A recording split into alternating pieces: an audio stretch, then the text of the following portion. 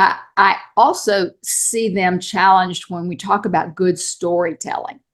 I know I did a blog years back on the difference between telling an anecdote and telling a story. And a lot of people don't know the difference. I remember I coach at the executive level frequently. I remember talking with this CEO who's in his late 60s of a very large company. I had him to start by telling me a story. And he just told me a sort of a slice of life anecdote. And I said, well, that's an anecdote. I'd like to show you the difference in using that situation as a story. And he went, oh, he got red in the face.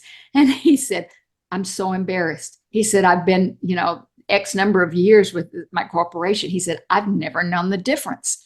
And he was just astounded. But his communication, when he had an all hands meeting with thousands and thousands and thousands of employees, improved dramatically once he learned that difference. So I think storytelling remains a big challenge out there, in addition to the productivity challenges. I talked about moving from channel to channel and understanding those channels. Yeah, two big things there, right? You hit on the idea of the productivity, and I think you really nailed it with focusing not on my preferred method of communication, but what's ultimately going to be the preferred or the best channel of communication for this particular task.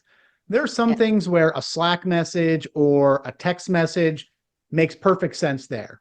There are other things when it 100% makes sense, you really need to pick up the phone and work through this, because it's going to be so much more efficient than the ping pong of emails going back and forth all day long with no resolution. So absolutely figure out what's the right channel or method for the communication. And then storytelling is so huge. And I really like how you put that, the difference between an anecdote and a story, right? An anecdote really just is, as you mentioned, kind of a slice of life. It's conveying information, facts, whatever it is.